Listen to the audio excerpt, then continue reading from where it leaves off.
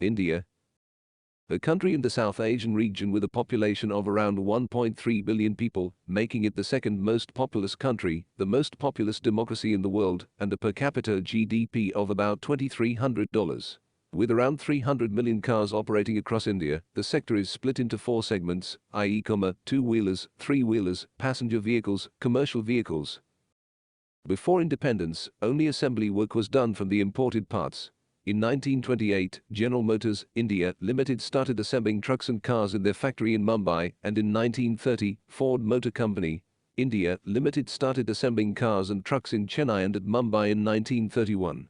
With the establishment of Premier Automobiles Limited at Kurla, Mumbai, in 1947, and Hindustan Motors Limited at Attapara, Kolkata, in 1948, the real development of the industry began.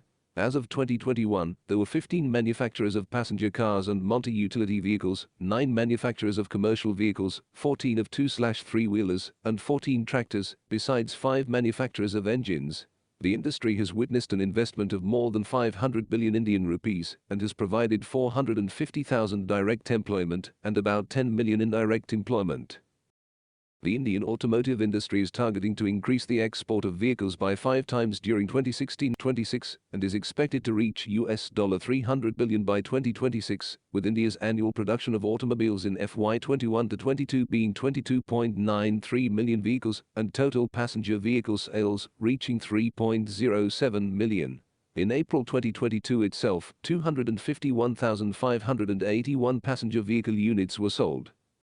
So, what makes the Indian automobile market lucrative for investments?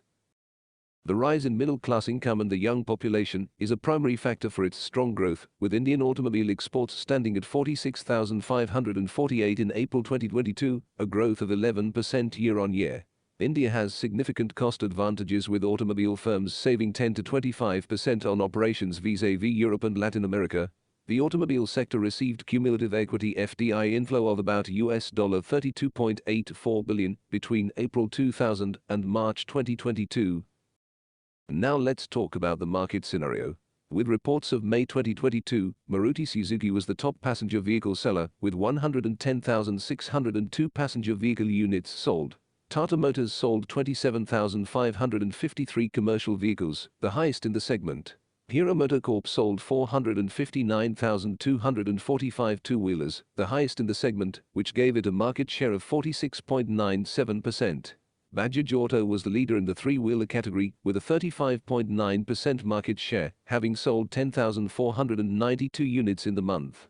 In FY 21-22, Mercedes-Benz topped India's luxury car sales charts, with sales of 11,576 units, with the Mercedes E-Class as the highest-selling luxury car in the Indian market, with sales of 2,834, and BMW and Audi coming in at the second and third positions, with sales of 8,496 and 3,294 units, respectively.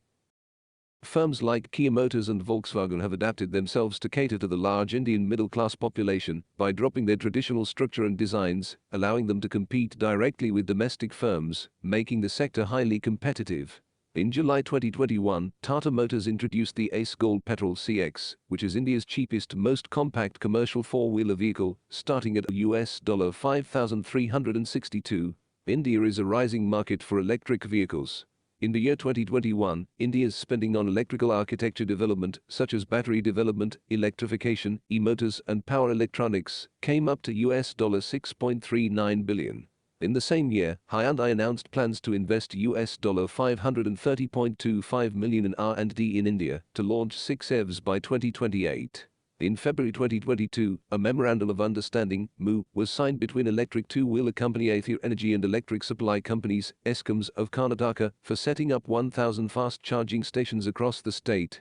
A report by India Energy Storage Alliance estimated that the EV market in India is likely to increase at a CAGR of 36% until 2026, with the market estimated to reach $7.09 billion in India by 2025 and likely to create 5 crore jobs by 2030.